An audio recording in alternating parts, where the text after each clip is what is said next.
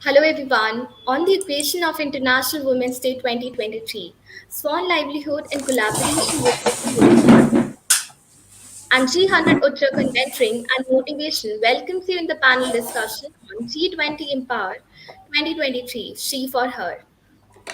My name is Tanurani. And my name is Mansi Khattar and we are your hosts of the day. Let me start this event with a brief on the hosting organization. SWAN, Skilled Workforce Advancing Nation Livelihood, is a startup based at Delhi that aims to build capabilities of the youthful workforce through their specially designed training and learning programs. WICCI Delhi Startup Council is a national business chamber launched to boost women's entrepreneurship and business through greater engagement with government, institutions, global trade, and networks. The WICCI Delhi Startup Council endeavors to bring women entrepreneurs of Delhi NCR region under a common umbrella to strengthen the startup ecosystem.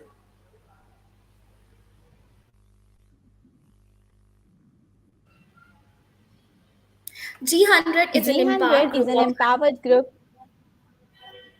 100 women leaders from across the world, leading 100 global wings supported by G100 He for She champions Denim Club and 100 country chairs for powerful advocacy, awareness and impact across governments and organizations for a gender equal future. G100 Uttarakhand mentoring and motivation under the leadership of National Wing work towards supporting and promoting women's growth through mentoring and training. In today's session, our esteemed guests from various fields include the first esteemed speaker, Ms. Suruchi Singh, founding director, Charismatic Crayons Private Limited, has over a decade-long professional experiences. Her startup of handicrafts connects the artisans to end customers.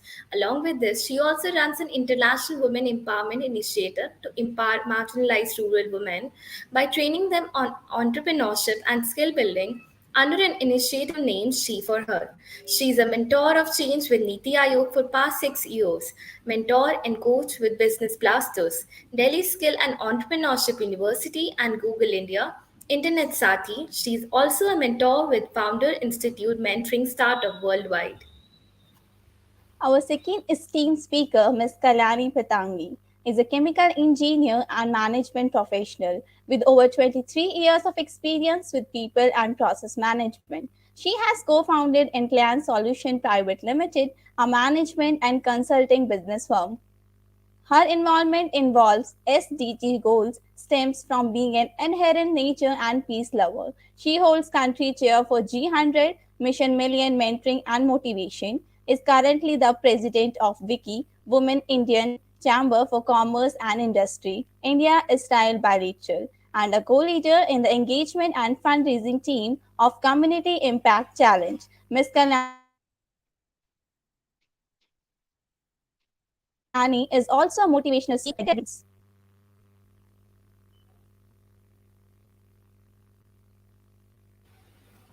Our third esteemed speaker, Professor Roopinder Oberoi, teaches political science at Kirorimal College, University of Delhi.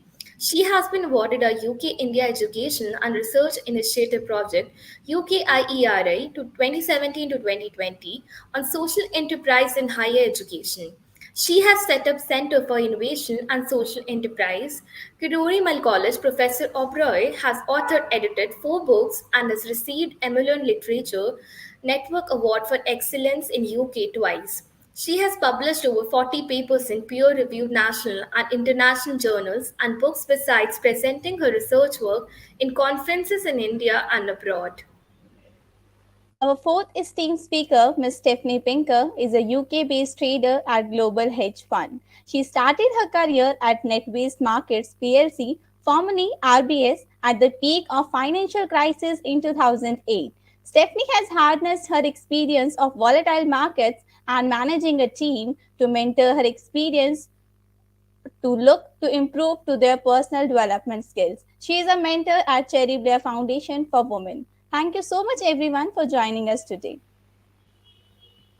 We would Thank now invite Ms. Suruchi Singh to be our first guest speaker of the day and share her thoughts with our audience on the theme It would be interesting to hear from her as how she had been able to beat the bias in her own professional journey and support the rural artisans through her venture.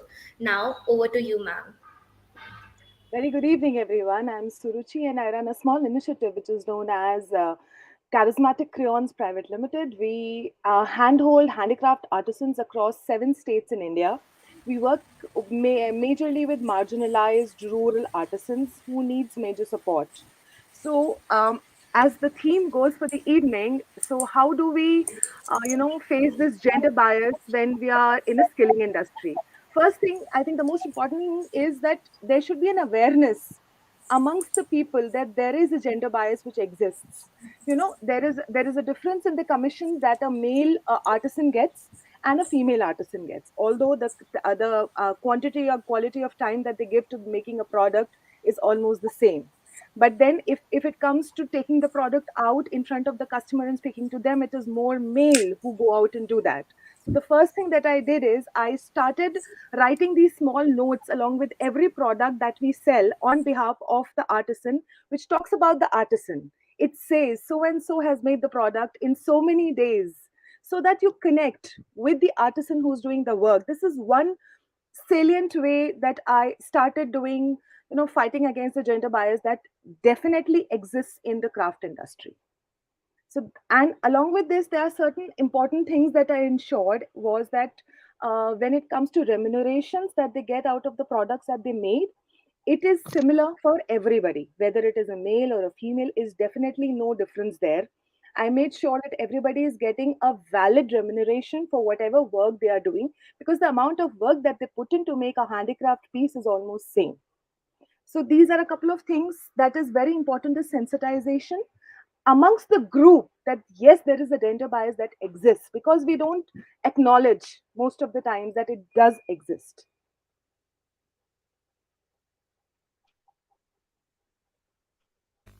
Thank you, ma'am, for your words of wisdom.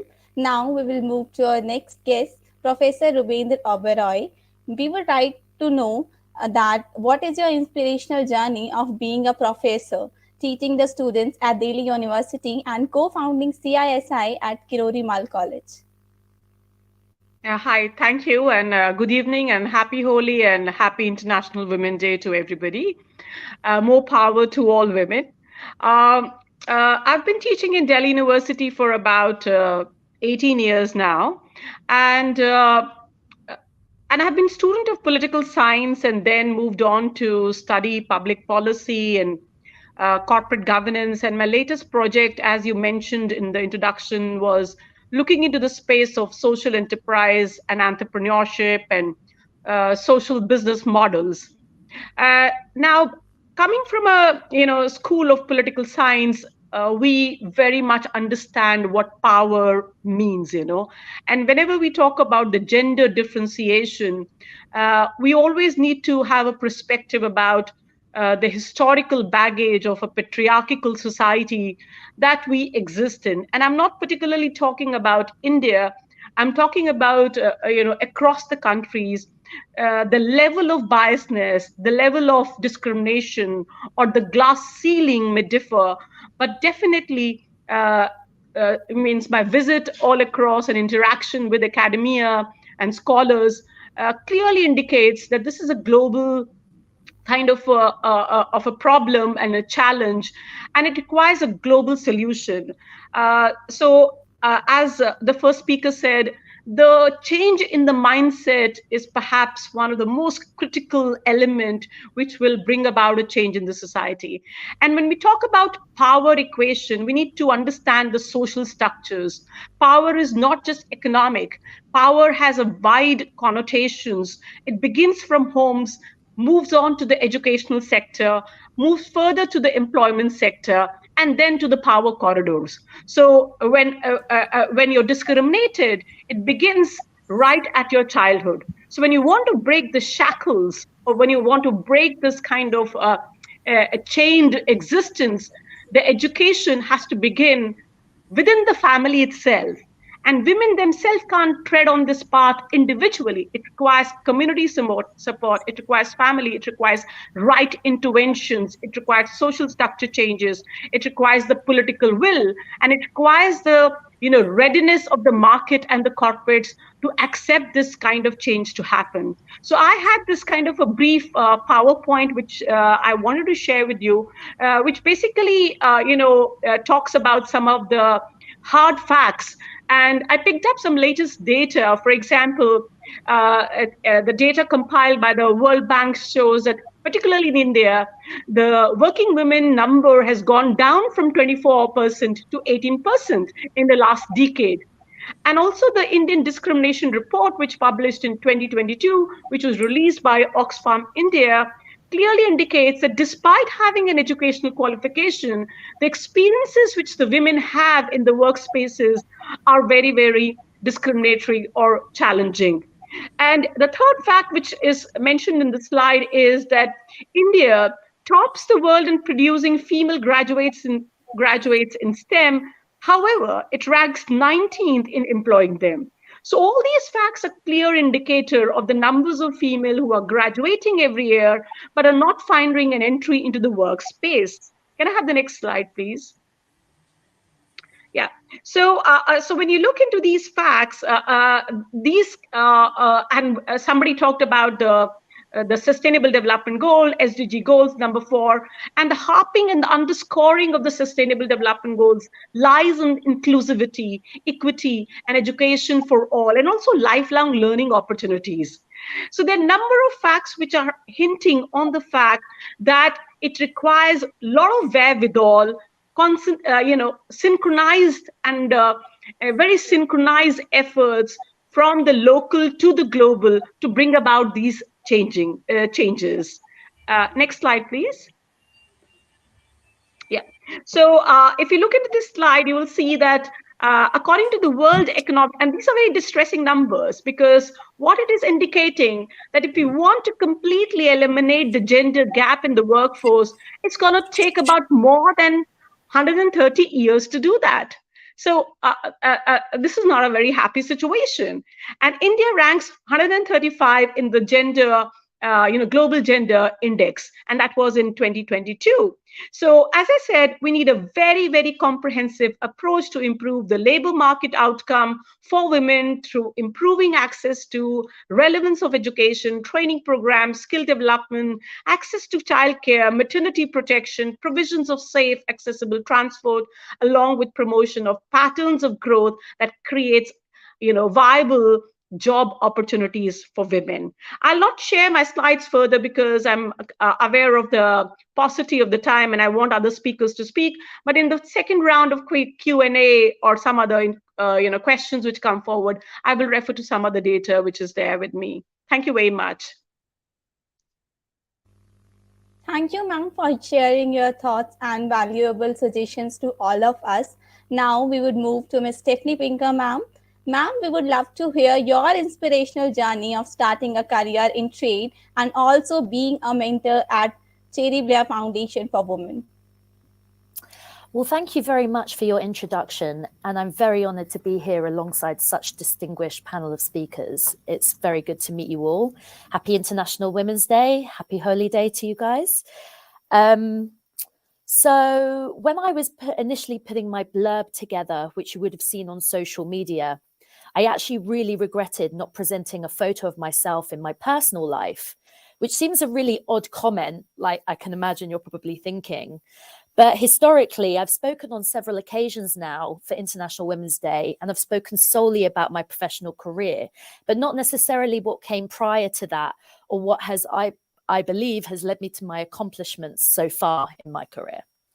So yeah, to give you some background, I kind of wanted to use my example of work and my background before, sort of for people who are listening here to sort of really understand how they can utilize their network, their mentors, mentees, even just people around them to really learn and help them progress in their life, whether that be in the professional space or just personally.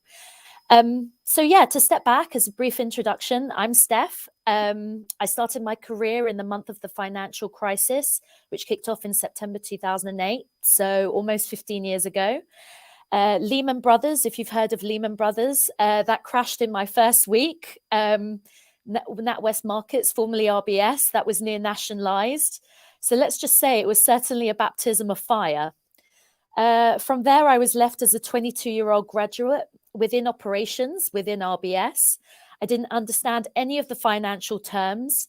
I thought one of the overnight interest rate indexes, something called the Sterling Overnight Index Rate, aka Sonia, I thought that was a manager that I hadn't met yet. There was no formal training. It had kind of all gone to pot, for want of a better word. It was a very stressful time.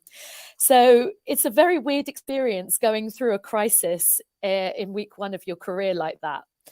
So most of the time, most experienced colleagues, you would expect them to keep calm, like, you know, and lead a team. And for the most part, I had some really amazing mentors who did lead us through this crisis, this financial crisis. However, there are some also big personalities and emotions that took place. Understandably, like, you know, given more senior people were trying to keep the bank afloat, for want of a better word, you know, whilst I was trying to learn from them and whilst keeping them assured that their trades and their risks that I was helping them manage were in safe hands, really. At the end of the day, I was a 22-year-old. Then I moved slowly, like, onto into a hedge fund called Blue Crest, where in the context of today's conversation, I was the only woman at age 25 on a trading floor surrounded by a bunch of men who were all ex-heads of trading at banks originally, with the average age of 45. I didn't exactly have much in common with them. So again, it was about trying to maintain relevant, with my opinion mattering. I was 20 years younger than them. I didn't have as much experience as them, you know, and I was surrounded by a bunch of guys who would essentially hang out in the bar after work and cement these relationships between themselves that I struggled to forge myself. And I think, like, a lot of it came down to me accepting I was never going to be buddies with them, and that's okay. And I think the key for me was actually the acknowledgement that we were equal in terms of work, and that was important to stress, but then also that we were different people, you know, and we were wanting to talk about different things socially and also professionally. We'd come from a different perspective as well, and that was okay. And you could combine that together to really form a great idea to take the fund, bank, whatever business forward. You know, as in literally, hey, no problem, you know, go to your drinks. I don't always want to go for a drink, or I don't always want to talk football, whatever. I'll do my ladies in finance networking thing, and I'll go for a nice dinner with the ladies in my community, and that's okay. Then when I did go out with them a little bit more socially, I'd make an effort to find out about their families or hobbies, whether I was interested or not. And likewise, they asked me more about me. So we gained mutual respect for ourselves socially when there was less pressure. It felt less forced. It felt more genuine. And, you know, you could call it networking. But after, you know, and although this was after work, this would translate into how we would interact with each other within the workplace. You know, the two don't have to be separate things. So it took me a long time, years of perseverance, but I managed to get to a point where I had learned my trade inside and out in the same manner. So I really knew my business. I knew my trade, for want of a better word. But I'd also built up this respect and a rapport with my colleagues. So I guess, what are the key things I learned? Well, one, equality, and equality matters. And I know and I appreciate that maybe globally we're ahead in the UK, but sometimes equality over positive discrimination does a lot more for women progressing long term, or anyone from any kind of minority. But number two, just simply celebrating differences between genders. You know, we'd established via networking that our different approaches to tasks at work can complement one another in order to build out our business. Being different is okay. It can complement each other quite nicely. And I fear that actually, as time goes on, sometimes a lot of people are scared to say that we must be the same. And actually, we're not all the same. And that three, that simply Rome wasn't built in a day, and that's okay. Relationships and synergies between teams at work can take a long time to forge and yield the best results, and that's okay. We can take time for that. This providing me with grounding and experience I needed to beat my current boss. And I now work for a hedge fund where I'm involved in making management decisions. I'm 37 years old. I'm incredibly proud of that. But, even in itself, it's taken a couple of years to build that trust. But really, I feel very proud. But with all that aside, like I said, I wanted to take this from a different approach by including and celebrating the strong women in my life who've led me to the decisions I've made in my career and have helped me shape my projection, really. So I'm talking about the female teachers I had at school. I was an extremely shy child. So these role models helped me bring me out of my shell in a confident but caring and compassionate way. So, in times of market stress, which we've seen in trading, it's really helped sometimes if you can have someone who's a bit more understanding, a bit more patient. Otherwise, tensions can rise, arguments can escalate, and you get nowhere, really. Influential women within my family, my mother, my aunts, it's been pretty wonderful actually to learn from them. And also my religion and guidance from females in the community who've led discussions during some religious holidays. So I'm Jewish, and on Yom Kippur, which is our Day of Atonement, we fast for 25 hours. And it's to help us reflect on our year and how we can make the next one better. And surely that's a good thing, whether you're religious or not. And surely that can be used for anyone. But it's these nurturing, strong female relationships that have helped me. My friends have gone on to persevere in other careers: nursery school nurses, lawyers, welfare assistants, educators, hair and makeup artists. Some have decided to be stay-at-home mums, or even some have decided to juggle home and family. And, I talk to some of my friends, and sometimes even now to this point, these conversations are very difficult for them to have with their husbands, whilst they're trying with difficulty at times to maintain their career. Discussions like childcare, it still goes on, like even in the UK. And then, yes, likewise, professionally being part of a ladies' network within finance. There aren't many of us. We probably make up 10% of the industry, maybe now 25% over the past 2-3 years. So it's very easy, and it's a nice platform for us to meet up and to talk freely and to give advice, given we do come about things in a different approach, and going back, differences are okay. And then lastly, obviously, being part of Blair Foundation, I was really honored to mentor Meghna Joshi. And to be honest, she mentored me in a lot of ways, and she helped me understand how I could improve my management approach with my juniors at work. So ultimately, to conclude, these strong women, these strong ladies have really helped mentor me throughout my life in one way or another. They've helped me shape my attitude to my personal and professional life, ultimately leading to me seeing things from other people's perspective, which I really think matters. And I think really people need to think of a lot more. We should remember we're a really strong gender, and I'm excited to be part of celebrating today with you ladies. Thank you, ma'am, for your words of wisdom. We would now like to invite Ms. Kalyani Patangi. Ma'am, we request you to kindly share your insights on the highs and lows on being a working woman professional from your own professional journey. What led you to start with your own venture?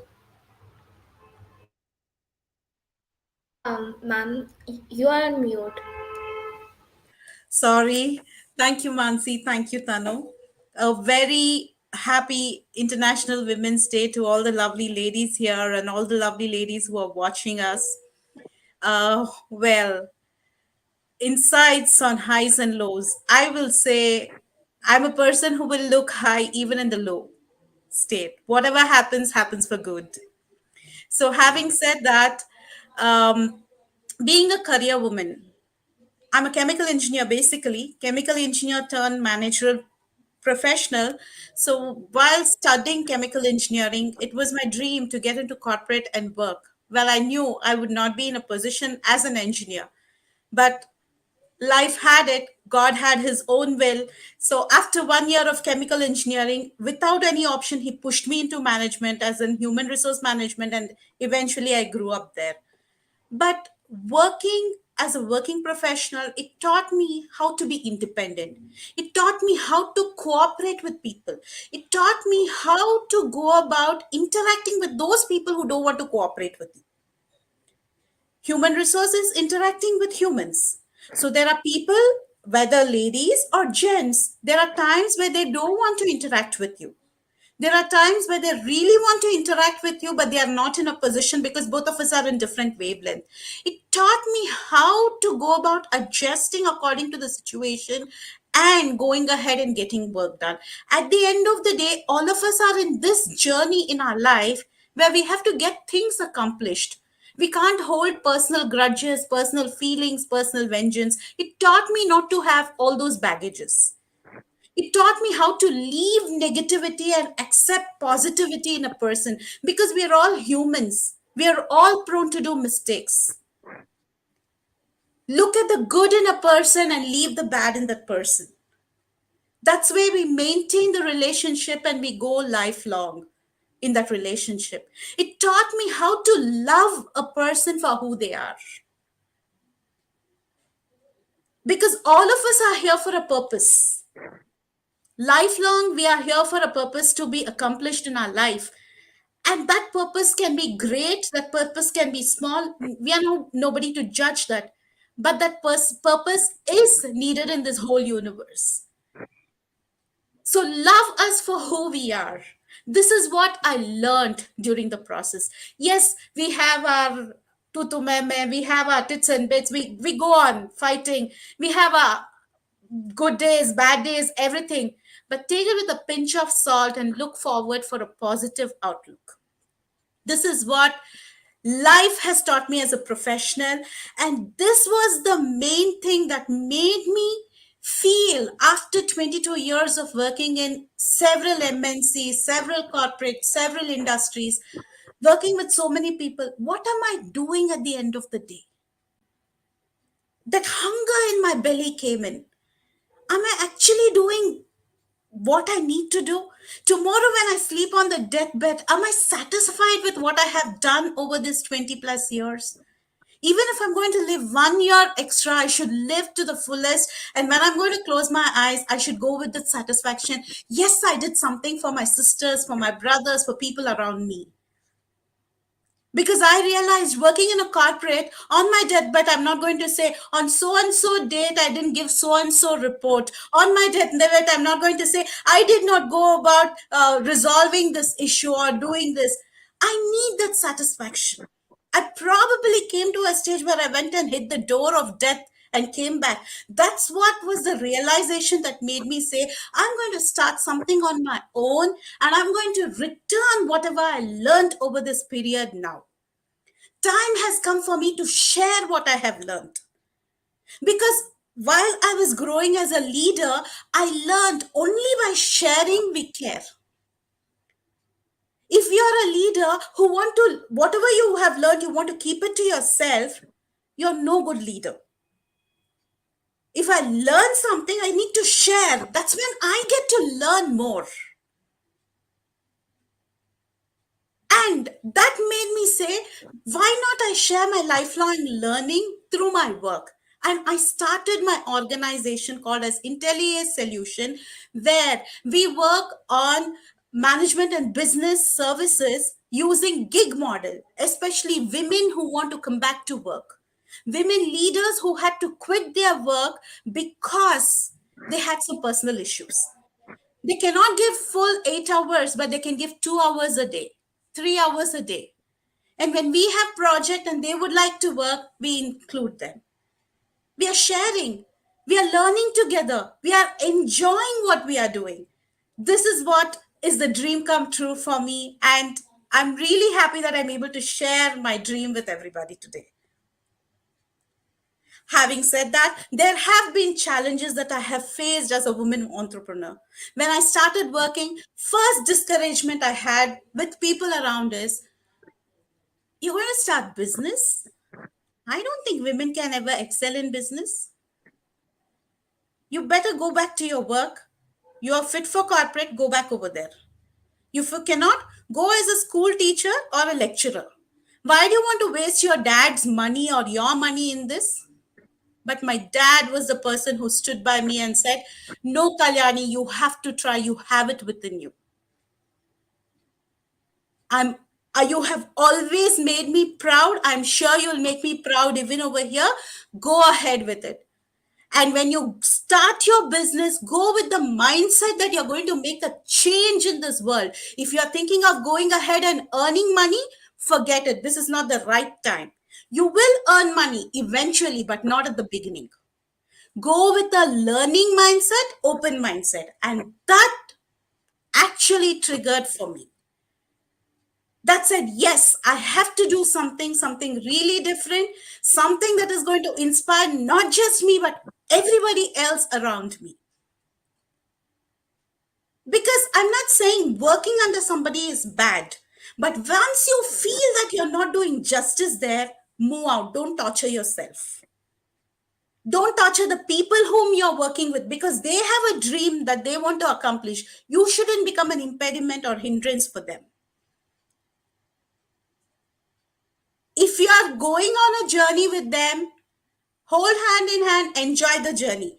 But if you're going to cause trouble, I say take a pause, stop, change your path. It's never too late. It's never too late. After 5 years, you realize you are on the wrong path. Actually, you wasted 5 long years or 5 precious years in your life. And I personally feel all of us should take that personal pauses every now and then in our life to go ahead and reflect whether we are on the right track or not, personally and professionally. It's okay to take that break. And once we reflect and we feel we are on the right track, let's proceed. If we feel we are not, I think we need to give a serious thought, take the guidance that we need, consult the people we need to consult, and then proceed. There's no harm. There is no harm at all. And this actually is my journey's secret. When I did my chemical engineering, I was a university topper for design. And I got into chemical engineering field to pursue my career in design, but thanks to the chemicals being very friendly to me, I quit after a year. After that, the first person who was hurt was my dad. You worked so hard to be an engineer and you're moving into management line. Are you on the right path? And I said, Dad, I can't do anything. .com crash has happened. I have to shift my line of work. Otherwise, I'm going to develop the diseases that I shouldn't develop. So you tell me what to do. Think over was what he said. Then I said, Dad, if I am destined to go back to chemical engineering, I'll come back even after 25 years and I'm going to make my living with that. Least did I know that I prophesized that day. I did not say it. I prophesized that day. Today I'm back to my field. I'm passionately working to reduce the carbon footprint of organizations, focusing at the individual level. Now, the biggest issue the world is facing is climate crisis. All of us have to reduce our carbon footprint as individuals and organizations. Now, organizations have made their commitments at the global level that they are going to reduce their carbon footprint by 2030, 2040, 2050. Yes, it's great. They have used it for their branding. They are going ahead and marketing that. Everything is fine. But when it comes to people and process management to implement that, everybody are seeing stars. This is where we come into picture. We help you. We are tied up with this organization called as Community Impact Challenge, which is formed by the alumni of INSEAD. And we together are working on a challenge to challenge the society to reduce the carbon footprint at the individual level. Just by making small changes. And we Indians, we can be really proud for, we have been taught sustainability right from our childhood. Don't waste food. Don't spend unnecessarily. Budget what you're doing. give an account for everything that you do. At the individual level, at home, we are asked, immaterial of our age. I'm 45 and I'm questioned even to this day. Right? So, all these sustainability habits we have inculcated right from our. Now, the time has come to share that globally, to implement that in our workplace. And I'm thoroughly enjoying doing that through CISE, through WICCI and G100. As a president for India and Israel Business Bilateral at WICCI, my focus is to work on agri-tech and pharmaceutical related industry businesses that work between both the countries. Connect people who require business. The biggest issue we are going to face in the next 10 years is water scarcity. Already, Middle Eastern countries are facing it because they are currently using oil to go about desalinate the water and use that. But with the way the oil is going to be stopped because of global warming, how are they going to get water? How are they going to survive in those countries? We need to look at the way to utilize other technologies and still get water and save water. So there is so much to it that we are able to get through WICCI. And G100, our major focus is gender equality.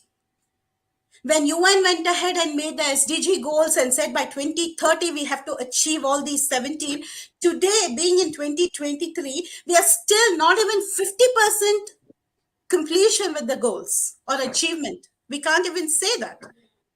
Why? Because there is no gender equality to implement or work on those goals. Either men are focusing completely or women are focusing completely on particular goal. Time has come for us to collaborate and cooperate and work to get the gender equality.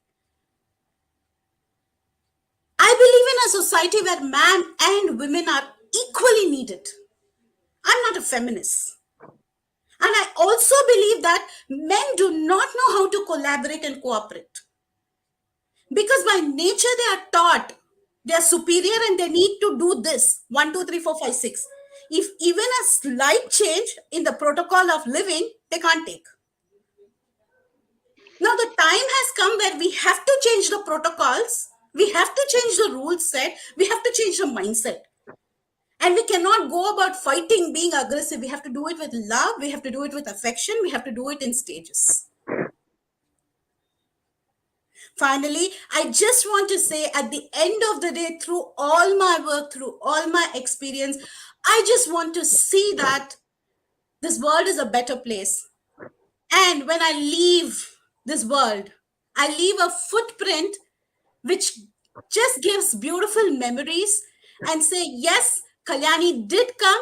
She did do something. She achieved this for us. Now let's take this legacy and let's do something else. And I'm leaving this open for everybody else, just not for my family or somebody related to me. Anybody and everybody can pick it up because at the end of the day, my vision is at the global level to make a better world. So on this Women's Day, I just want to congratulate each and every sister because world is incomplete without us. We are here to fulfill our purpose. Let's hold hands. Let's join together, cooperate, collaborate, help one another, encourage one another, pat on the back of one another, be there for one another. Let's do the great job we are here to do. And let's leave a greener footprint on this earth. Thank Kalyani, you. I just want to add a quick few things to what you said. That was beautiful. You know, changing mindset of men around us probably starts from our household. I am a mother to a 14-year-old son, and I make sure I have a daughter and a son, and I made sure that both of them know how to clean their utensils, how to cook, and how to clean the use the washing machine and do the garments and stuff. So it starts right here from my household and from your household to make sure that men feel that yes, she is equal to what I'm doing today. If I get married tomorrow, I have equal responsibilities as my wife. She does not have more, or I don't have less. I think if we start that little change today, tomorrow is going to be beautiful. Each one of us, all the females, have this power. By the blessing of being a mom, you can always inculcate this in the coming generations and make this flow start from today, so that in another 5 years we see a beautiful picture. Amazing, Suruchi. I congratulate you. Hats off to you. I think all sisters should listen and start implementing this. This is something that I passionately say to everybody. We all are taught cleanliness by our parents, Exactly. especially mother. Yeah. Minutest thing from our infant stage, your milk is spilled here or food is spilled, wipe it here, use the handkerchief or tissue paper, clean it, keep Clean your it. face clean, hands clean, everything our mothers do it. Now we women, if we get into environmental issues, we'll just not go about resolving the climate crisis, we'll even create a better society, cleaner society, and better world for our kids. Yes, and apart from that, one small thing that each of us can do more is to create an environment around us which ensures gender equality. At Right. least in our power, we can do this. As Suruchi, I can do it at my workplace. Steph can do it at her workplace, and similarly, Roopinder and Kalyani. So if Right. just all of us do that little bit today, we are just making them understand that yes, there is an issue. Please acknowledge there is an issue, so that tomorrow's date we can take it forward. I would just take another 2 minutes to say something that I missed in the starting is I have been to a corporate job for 10 years. After 10 years, I had my son, and I went upon my quintessential maternity break. So after 5 years, I thought I need to give him 5 years till the time he's going to the school, because this is the time when I was his teacher. So after 5 years, when I decided to go back, people thought I have no worth of coming back to my work. And this is where I started this initiative, where I make sure that every woman who is in the rural also and wants to work, I will train her and make sure she's earning from her own household. So probably each one of us can do that little thing, and definitely a big change will come forward. Very true. Very true. Great. That's amazing. Thank you, ma'am. We would now move over to some specific questions for the panelists. We'll start with Ms. Suruchi Singh, ma'am.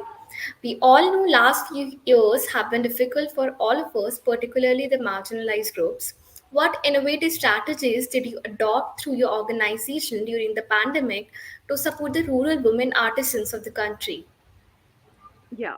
So that is a phase where everybody was emotionally and I would say physically, because of their health issues, they were facing a lot of issues. Now, as a entrepreneur, I am supporting around 350 households.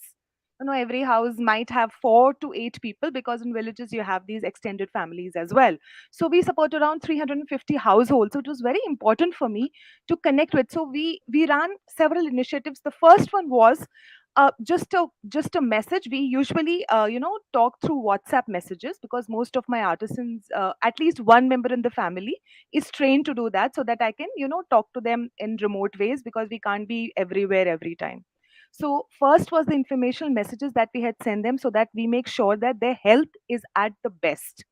We can support them in any which ways is possible during the COVID times. Then was we ran an initiative where all the products that were ready with them, we sold them to our the repeat customers that we have. We shared a picture every week and said, maybe you can pay just 50% of this product to the artisan, and as soon as the deliveries and stuff start, we will deliver your product with them. And I'm so happy that almost 700 products we sold, and maybe a little bit to all the families. I will not say it was a very big amount, but then we sailed through that. A lot of customers they were sweet enough to send full payments, and they made some extra payments also, because the products were not very expensive. It was easy for them to buy in bulk. Somebody had a wedding or something. So this is the initiative that we run. We said just pay 50% of the amount. We'll keep your product ready. We'll share the picture with you. As soon as the deliveries start, we'll send over the products. So these are some changes that we did. And because of that, one special thing that happened with the crayons is we started a new division, which is known as She for Her. She for Her is basically a skilling program designed for marginalized ladies who are not skilled. They don't know how to do artwork, but they want to earn from their households because they are facing a lot of gender based issues, like gender based violence and such things, which usually happens. It is, you hear about this every now and then. So we run this program, which is running in Pakistan, Algeria, Sri Lanka, and India right now.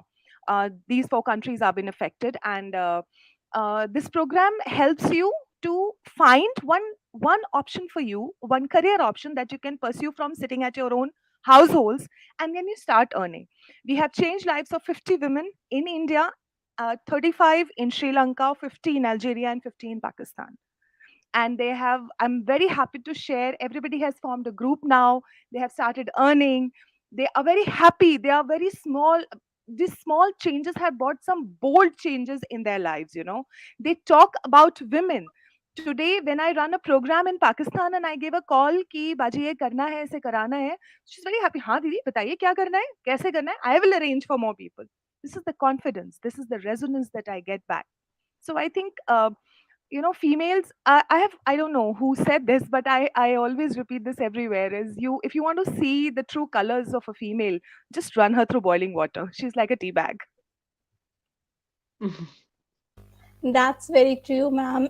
And I think these small changes will make a big vision one day, and it will change life of many women someday. Moving to Kalyani, ma'am. Ma'am, as you talk about the gender equality and all the prestigious things that you are doing for the women, we wish to know from you that what are the common challenges that are being faced by entrepreneurs, especially female working professionals who are working in corporate sector, which you have observed, and the solutions your organization is providing. Thank you, Tanu. First of all, corporate side, when you see the girls who are working, the women who are working, first challenge they face is they need to compete with men. Sometimes it's subtle, sometimes it's aggressive. And what happens is, correctly during that particular time, we will have personal issues. And because we are women, we need to compromise on so many things related to our work position. Especially my tenure, I have seen a woman gets pregnant during the work time, she's not considered for promotion. Though it's against the law, but she's considered promotion. She's not considered for pay hike. Those were the days when we had 3 months maternity leaves, but today we have 6 months maternity leave. The biggest question people will say is, will she come back to work after 6 months? My question is, who are you to deny the rules of the government? Who are you to deny the benefits that she's getting? She's brought a life onto this earth. You never know, that person can be a future president or a prime minister of our country, or can even achieve something great for our nation or even the world.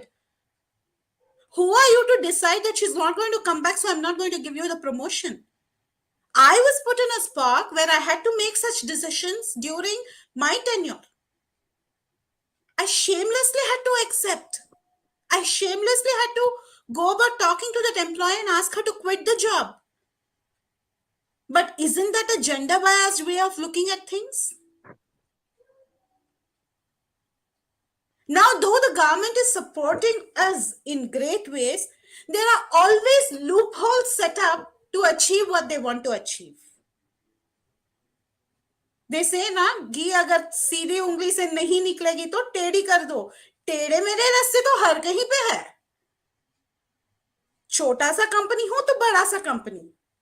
So what we learned over the experience, my partner and I, we said so many leaders, women leaders, they quit their job either because their kids' education or kids' upbringing or parents or in-laws or even husband in many cases, or their own health issues. So these people cannot get back to full-time work. Why don't we reach to such people and ask them, we'll give you only 2 hours, you want to go about working, this is the project that we are doing, you want to contribute here, you will not earn big money, because we ourselves are startup, we don't make big money. Whatever we are getting, we'll share this much with you, we'll be transparent, we'll do it this way.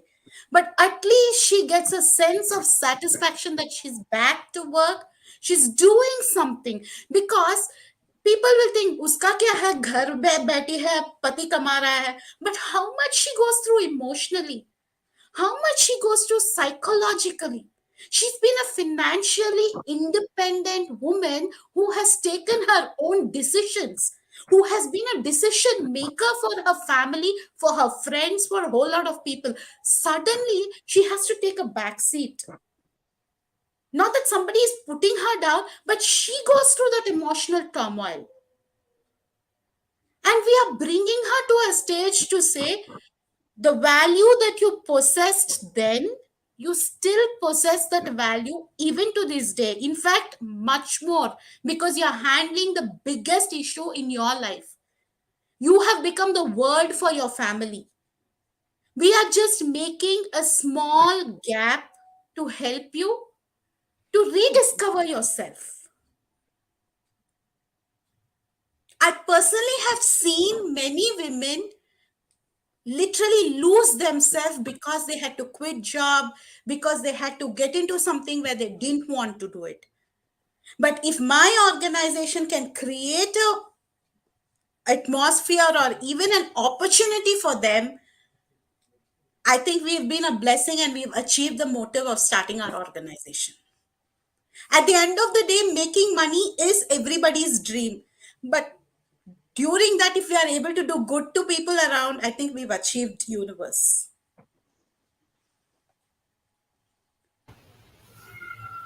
There is no limit to what we as a woman can accomplish. Thank you, ma'am. We would now move over to Professor Roopinder, ma'am. We would like to know about the role of academics and academicians play in owning the skills of the young female students, particularly the outstation students or those from humble backgrounds. What is your personal experience about a growing feeling among the students to acquire skills related to the industry rather than going in for the normal academic courses? Thank you. It was really lovely to hear very passionate narratives and stories about each one's journey. I think we universally share some of these experiences, you know. Unlike three of you, I belong to a rather protected zone. You can say that because mine is a government job. We are protected. We are getting we do get a lot of benefits in terms of childcare, which is for 2 years, maternity leave, which is for for 6 months, and also as an academician and a researcher. I think I can only talk about the Indian government, but I'm sure that other universities and colleges in other countries also provide these kind of benefits for study leave, for going for higher degrees like PhD or postdoctoral research. So in terms of comparisons, I can certainly say that I do, hold a position where I have not been subject to these kind of high turmoils and trials and tribulations because I chose a path which was very, very structured in a sense that it allowed me after my certain requirements to enter into academia. And I personally, was very, very passionate to become a teacher because I feel that all route to empowerment begins by acquiring knowledge. I think the biggest skill, biggest tool, biggest empowerment mantra which can ever exist is have skills, have knowledge to negotiate with the world. And the simple meaning and definitions of empowerment means that thing. How do you decode the gender relationships? And here by gender I just don't mean man and women, I mean all kind of genders, the third gender too. And in our very narrow focus we always forget the third gender, which needs equal amount of care, attention, to become part of the larger mainstreaming process which we talk about. So and one of the things which I learned as a child, and which my father and my training in my school and my teachers taught me, that that have that knowledge, have those essential degrees and education, because you may quit job because of certain problems, as you mentioned, because of marriage, maternity issues, childcare, child rearing, etc., etc. But you can always jump back into the business world or the world of work with that much confidence. So my career trajectory was, strategically in that sense planned to be in a position, be in a place where I don't need to go into this extra struggles and extra insecurities, and I, through my education process, can be in a sphere of safety and security for till I retire, and of course post-retirement benefits too. So the entrepreneurial journey, I do understand, is very, very different. The world of business is very, very different.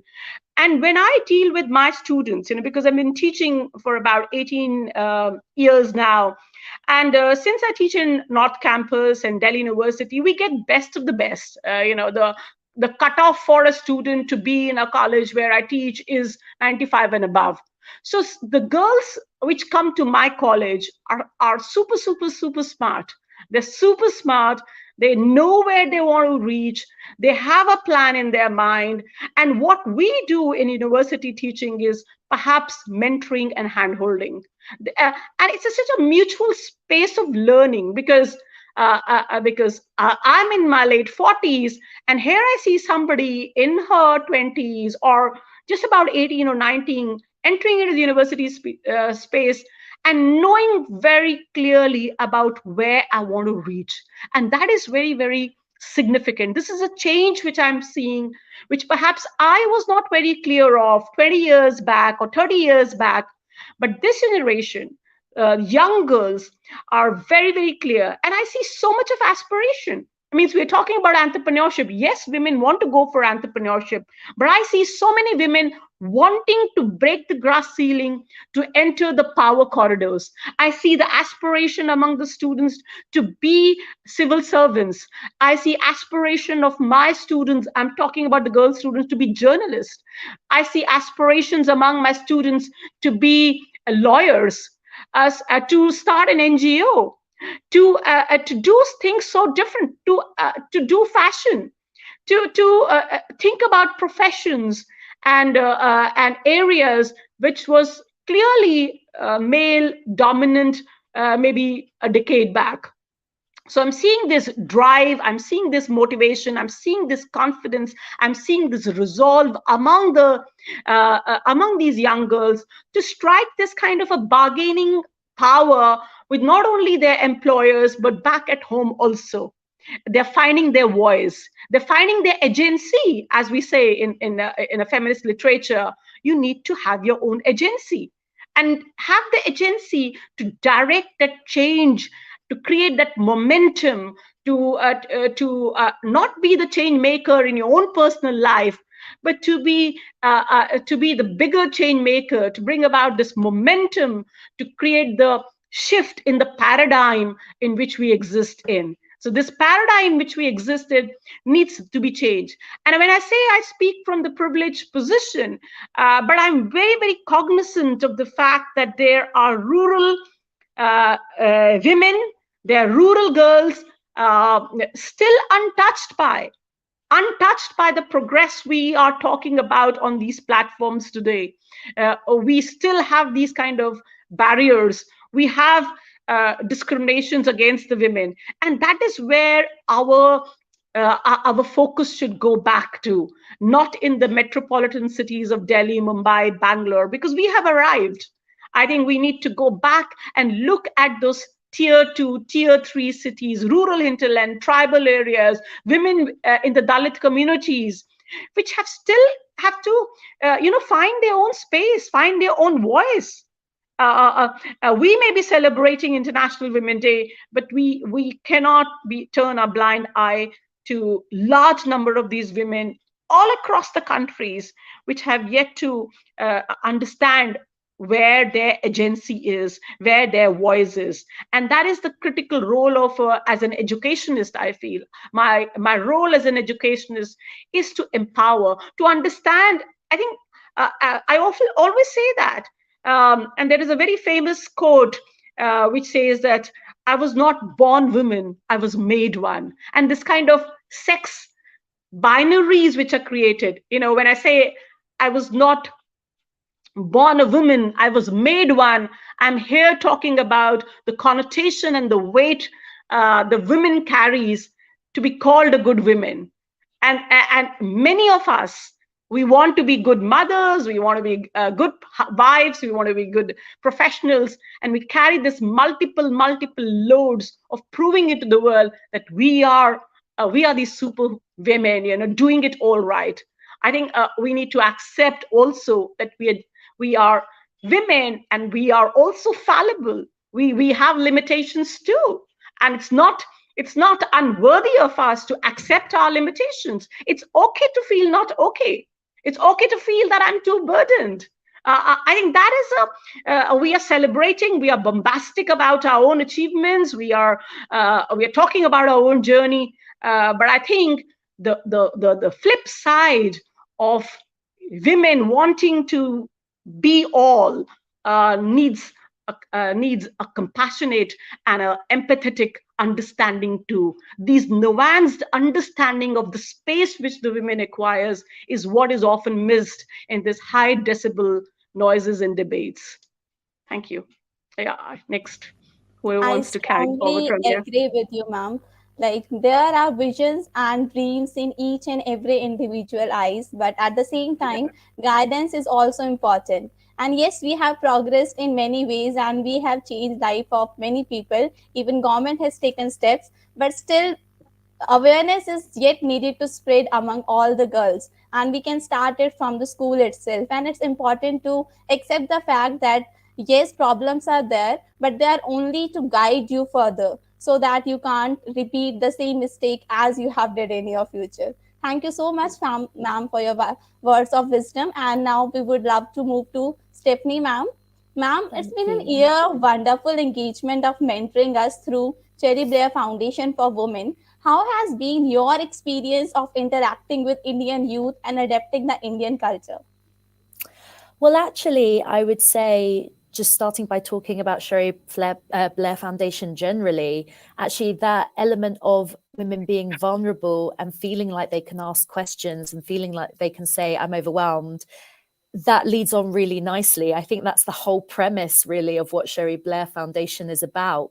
It's about women, to your point, Professor Roopinder, like for women feeling like they can say, I need help, like I have a struggle, like how can I move forward? And I think there are a lot of women, even in the Western world, where we are slightly further along the line of gender equality, like for want of a better word, than perhaps yourselves, but there is still a problem further down the line. Like you have a lot of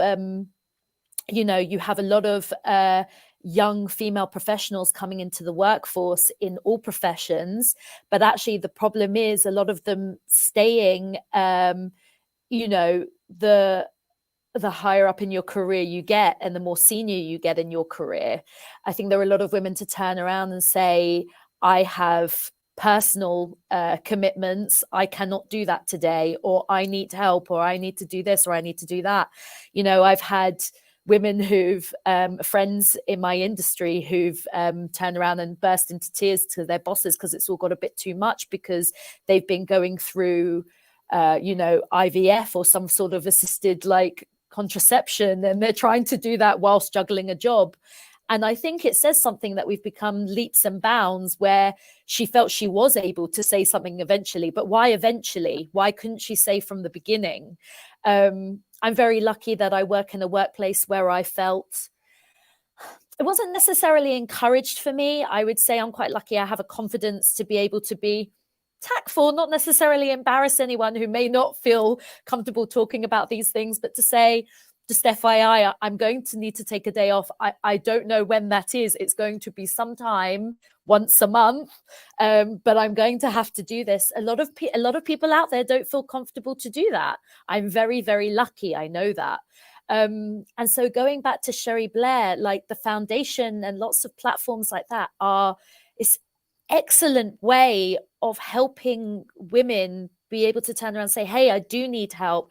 And hey, this is a bit too much. And hey, juggling my personal life and trying to manage a profession, and where, we're in certain countries where there are stigmas, or even in places like the UK, it's not necessarily not there. In London, we're miles ahead, and Birmingham or Manchester, the major city centres.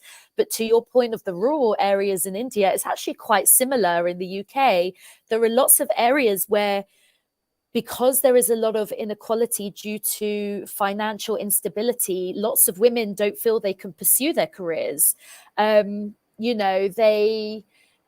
If they have to outweigh what they're going to earn versus how much nursery school is going to cost to put their kid in a nursery, actually sometimes the nursery is too expensive or outweighs going to work.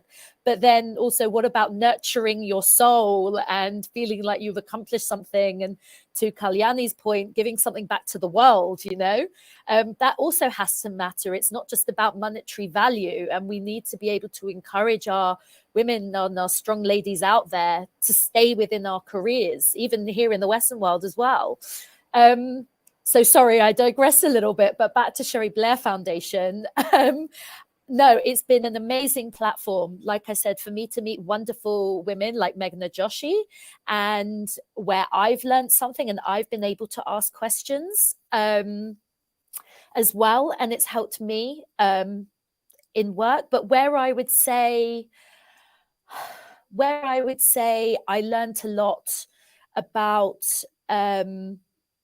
children in the community, I would say within India, is I think I spent a lot of time talking with Meghna beforehand, trying to understand the backgrounds where a lot of children in these communities come from, like trying to understand things from your perspective, having some kind of compassion, putting myself in your shoes to be like, if I was in that position at that age, how would I have reacted, and what would have I wanted to have been said to me, and what words of wisdom would I have wanted, given to me. And so I think even before we started talking about how we can, streamline, improve her mentorship, I want to say program or organization, should we say, I just spent a lot of time trying to find out a lot more about struggles of people in the community. And I would say from that, like I said, I tried to link that back to my past, social interactions, religious interactions even. Like I said, I'm Jewish and part of my family are very Middle Eastern, and sort of the way that you in India present yourselves, and what is considered polite, what's considered rude, all these different factors matter, and there are a lot of similarities. And by understanding those cultural nuances and those social nuances, I feel I was able to tap in a lot more, and I was far more prepared when eventually Meghna introduced me online to yourselves, even Mansi and Tanu. And then also, when I met some of the kids that are actually learning via the Swan organization. And I feel that really, really helped me progress and move forward and to be able to give some good ideas. But also I hope that those students felt encouraged as well.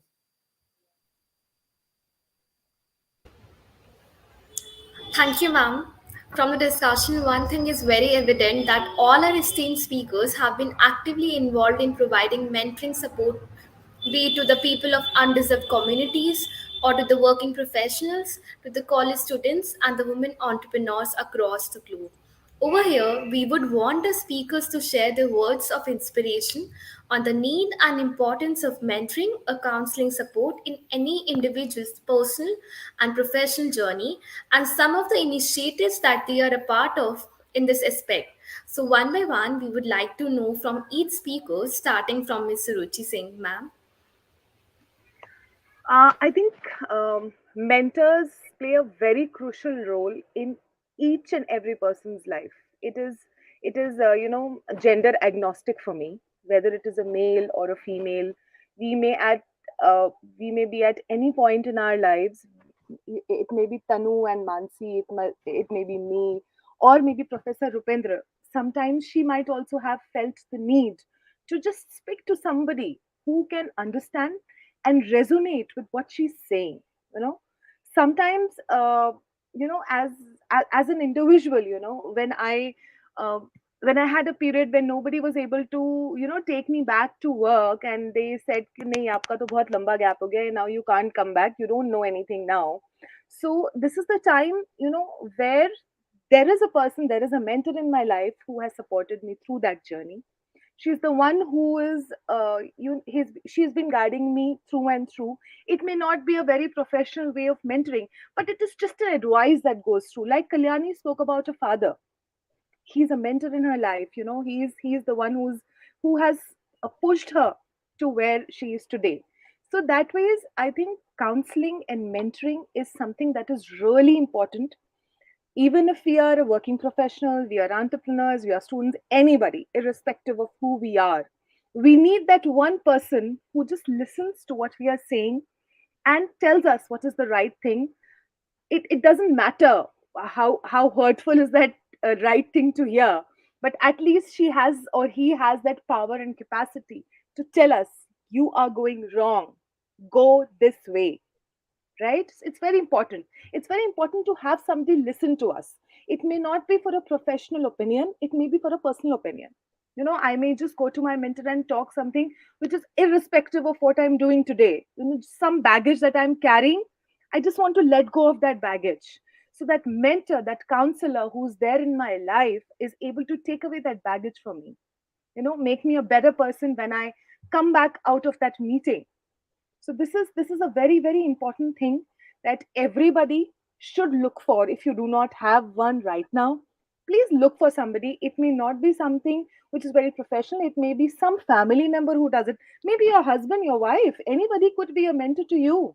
Just look around for somebody who resonates your feeling, who understands what you're saying, and keeps you in sanity. Thank you, ma'am. Moving over to Ms. Kalyani, ma'am. Well, I totally agree with Suruchi, whatever she said, and I definitely believe that we need those mentors.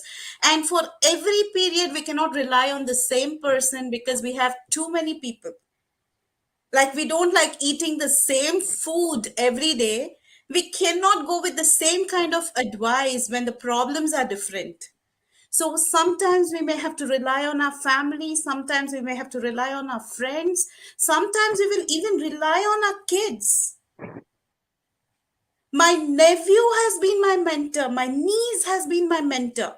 They were hardly 7 years, 8 years at that time. And they have told me, Doda, what you're doing, this is not right. Probably you'll have to think and do it this way. I was zapped. What this boy is saying is right, or what this girl is saying is right. And we need to heed because age is not a barrier. Age is not a barrier. Experience is not a barrier here.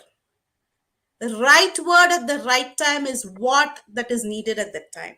And one more thing that I learned, like I mentioned earlier, we need to take those pauses very often in our life.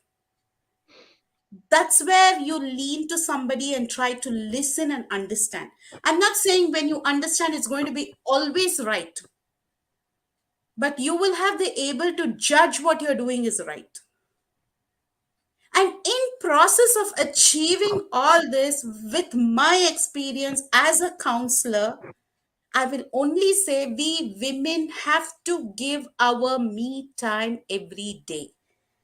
We need to first start loving ourselves every day. As girls, as adolescent ladies, as grown ladies, women need to give that me time, love ourselves, care for ourselves as we do.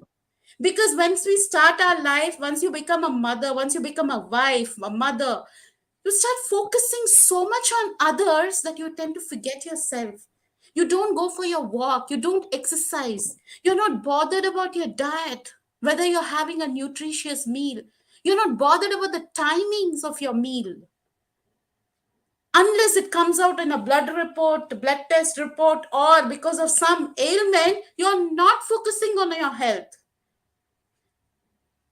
This Women's Day, I encourage each and every girl, every lady, every woman, focus on yourself. Physical, mental, emotional, and of course, spiritual health. Because if you're spiritually strong, you're strong in every aspect. I'm not saying hold on to this faith and do this. Whichever faith you hold on to, give at least 15 to 20 minutes or half an hour time spiritually. Give 1 hour me time for your fitness. Give 1 hour time for yourself. How many of us can today say that we give half an hour time to do nothing and just think what we are doing?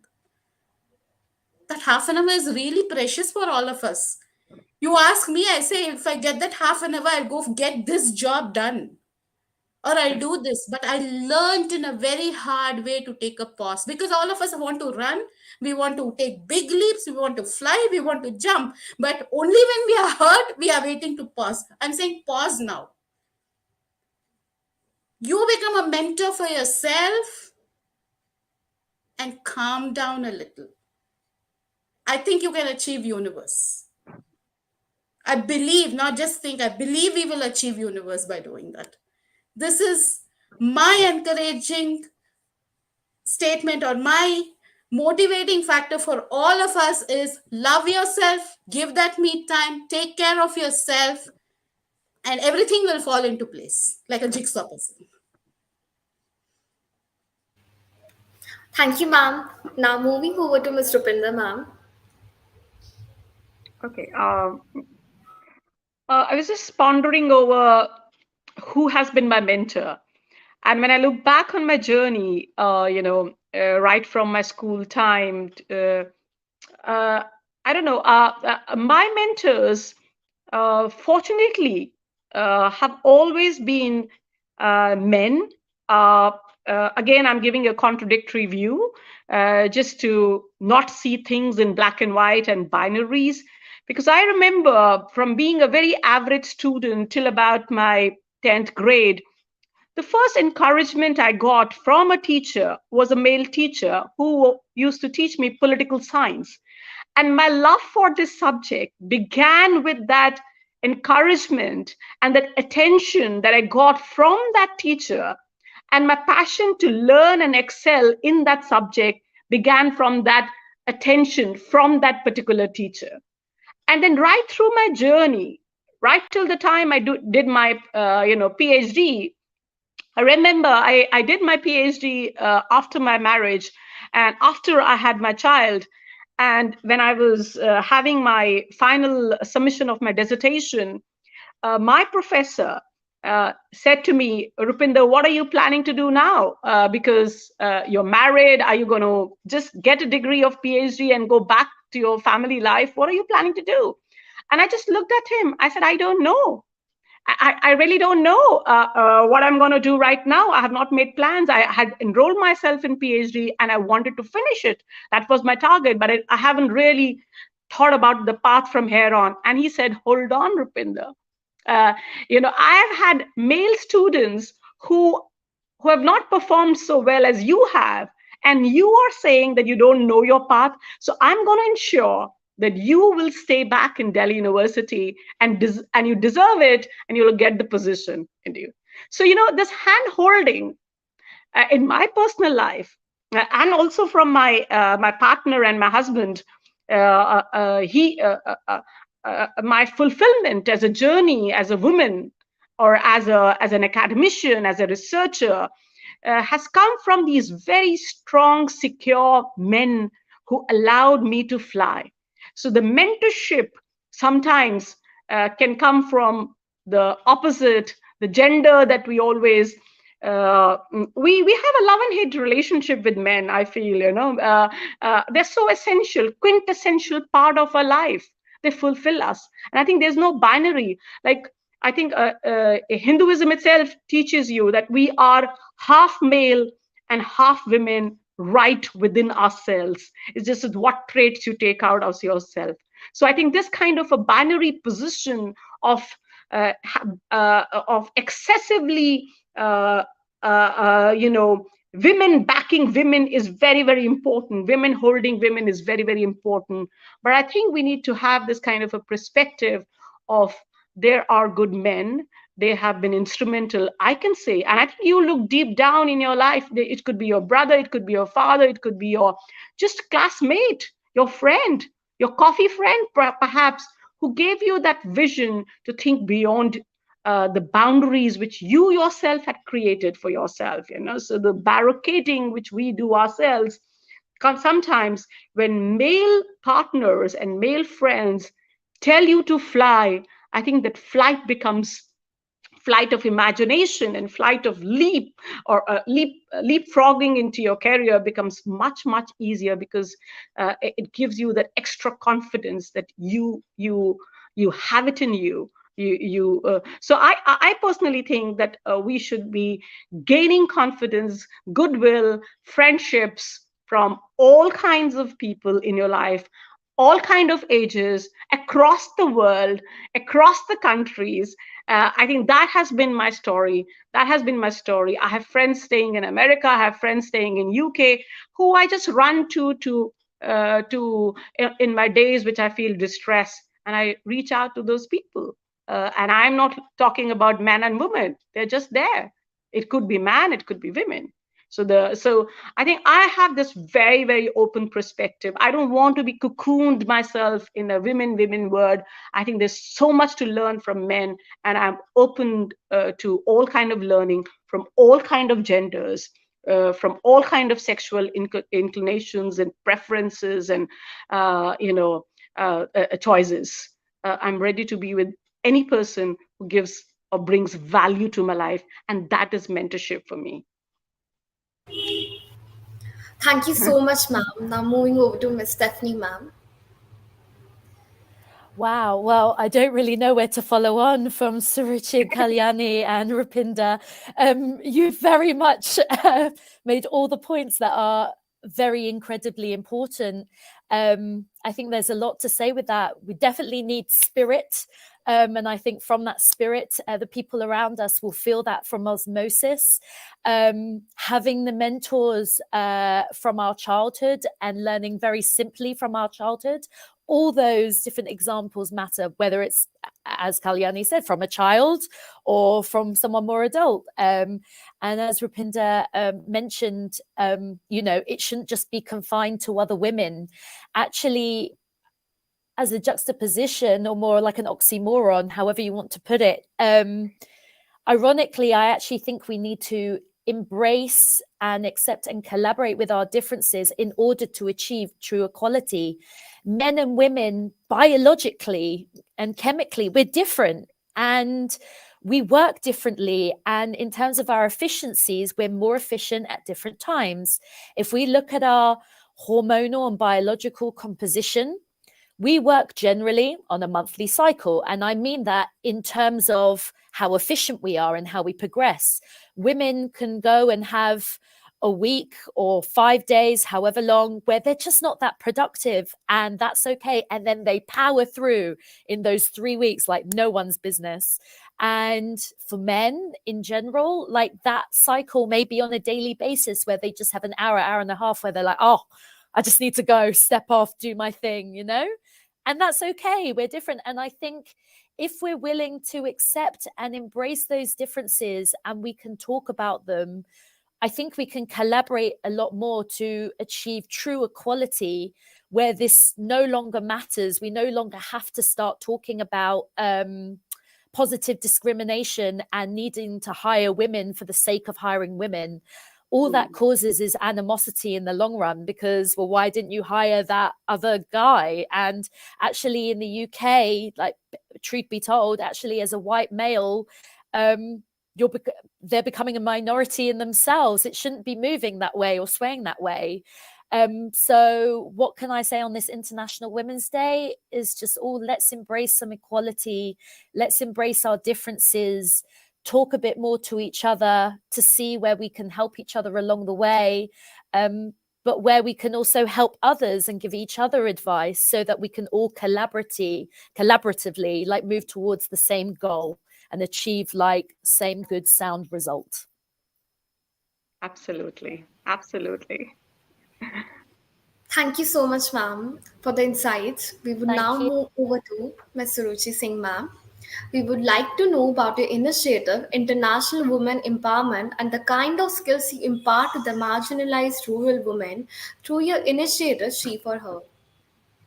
So, She for Her initiative is an ambitious women empowerment agenda, and here we support, empower, and inspire women artisans and homopreneurs to step forward and be the best of themselves. Now, how do we do that?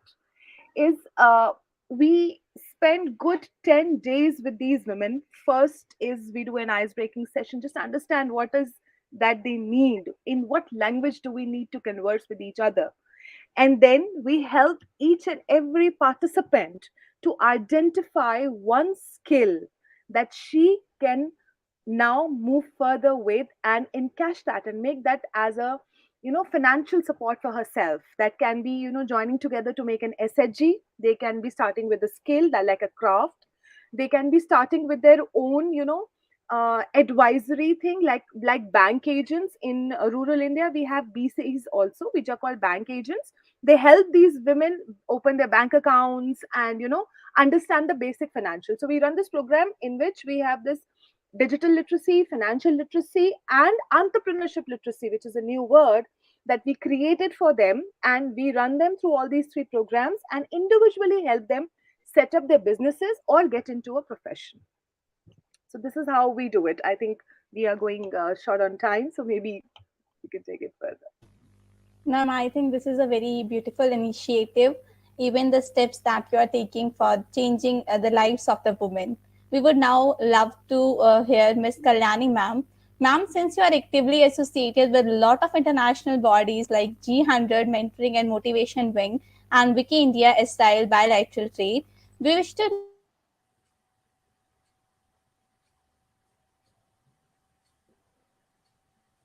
you are participating in same. Also conducting via CISE initiative that have played an important role in achieving 2030 Agenda of Sustainable Development Goals.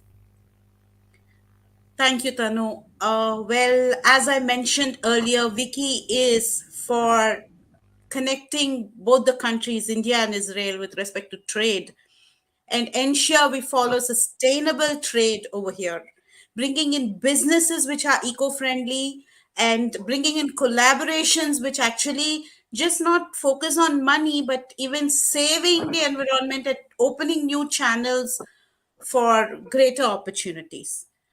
Having said that, G100 focuses only on gender equality.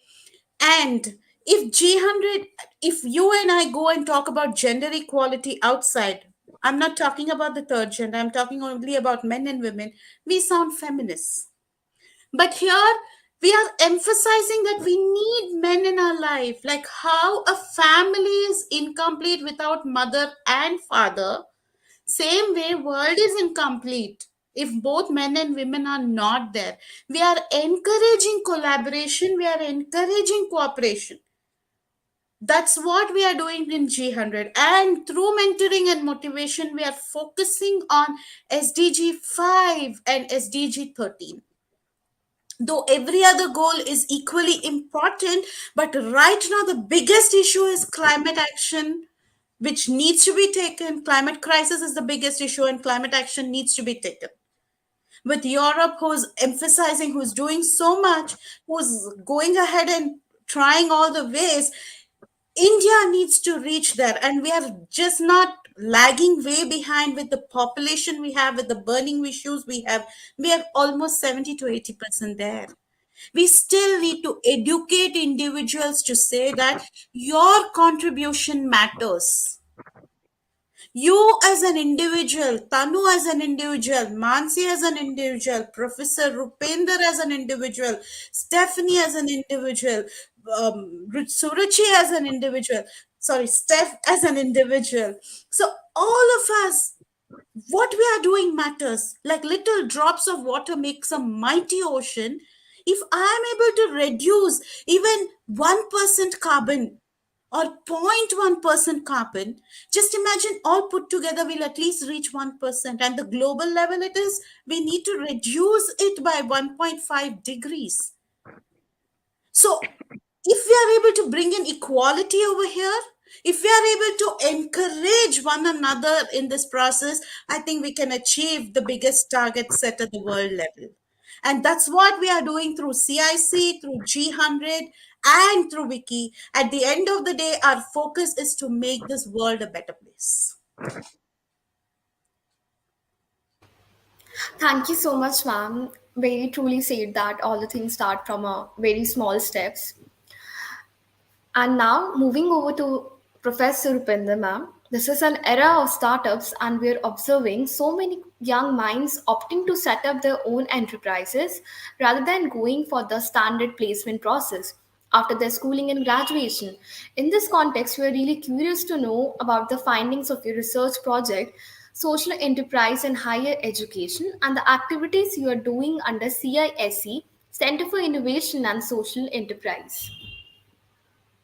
Yeah. So, as you mentioned in my introduction, that we basically the idea of setting up a Center for Innovation and Social Enterprise in Delhi University came out of a project that I did with the British Council. This was a 3-year project in which we were trying to understand that can we have a hybrid organization, because social enterprise is not classically like a business organization, and neither it is non-governmental organization. So it is a profit organization with focused on social cause or social impact. So this was a unique model which we thought about, which was so fit for the century that we are living in the times we are living in. And the Center for Innovation and Social Enterprise was set up in 2020, just a week before in the Delhi shutdown or India shutdown happened because of the COVID. But throughout the COVID, we continuously ran number of programs. For example, certificate courses or training, mentorship programs, interaction with the business people, interaction with the social entrepreneurs. So we in the last 3 years, we have traveled a journey in which there is a lot of interest which is being ignited among the students, where they're again thinking of this kind of a hybrid, joining or creating this kind of a third organization. It is not a government organization. It is not a classically for-profit organization. It is a social enterprise and social innovation to have profit, but plowing back the profit for the larger cause of the society also. So this is a niche space that we have created, and we are giving knowledge, training, understanding, and holding hands of the students to have the courage to make this concept very, very popular now. And in UK, Stephanie is there from there. There is already a Leeds University, for example, has a center which is working on social enterprises and social innovation. There are many other universities which are offering courses on this kind of concept, because it is linked to SDG goal. It is linked to more safer planet, more equal planet in terms of removing all kind of inequalities and discriminations. So this is a new venture and a unique venture in Delhi University to have a center, because we do have entrepreneurship cell, but there is no center of innovation and social enterprise in University of Delhi. And we were the leaders and pioneers in creating this center. Very true, said ma'am. It's very important to understand all of these things. Now, moving over to Stephanie, ma'am, what would be your advice to students who wish to make their career in finance, forex, and trade? And what would be your advice to the women entrepreneurs when they are working towards building their enterprises? So what can I say? I think very much as Roopinder mentioned, I mean, this starts from education. It's super important. What I would say is that in terms of your degree, please do something that doesn't necessarily that is not necessarily linked to finance. It doesn't have to necessarily be a master's or a degree in finance or management specifically. Do what you enjoy, do what your passion is, because I think that will help you bring direction to where you want to go in the future. I think a lot of people potentially get stuck as a junior and they can't really progress because they don't know where they actually want to end up. They don't know where their end goal is. So if you have what I found is for my friends, colleagues, a lot of mentees in the past, when they study a subject more broadly, or as Roopinder mentioned, like looking at degrees which look at mentorship and entrepreneurship in themselves more generally, I think it helps people think more broadly and then to narrow down in what space they want to look at. So if you start with a degree that's more broad, then, for example, there are plenty of, within finance, there are plenty of spring internship schemes or summer internship schemes or graduate programs or opportunities to talk to banks and hedge funds, at your university fairs. Please just reach up, go ask questions, go and sit in a presentation, find out more, soak it up, network, ask all the questions. No question is stupid. Absolutely do not feel embarrassed. Please feel free to go and take that person's card with their details on it. Reach out to them, send them an email. All these opportunities to network will help you find your end goal eventually, whatever that might be. And within finance, e-financial careers is incredibly helpful. But equally, as I said, nothing can be better than networking and reaching out to the people that you've heard speak before. That speaks a lot to us in more senior positions, and that shows your drive and your inclination to move forward in your career. And regardless of what you might want to do in terms of the subject, sometimes that matters a bit less.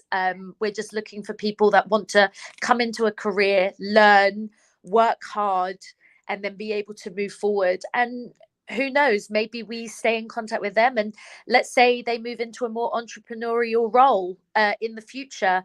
There's something for us to learn from. Exactly as Kalyani said, she learned some valuable lessons from her 7-year-old nephew. So the same for us. We can learn from people who we've nurtured in roles within finance. So yeah, as I said, network, e-financial careers, university fairs, speak up and ask questions. Don't feel afraid.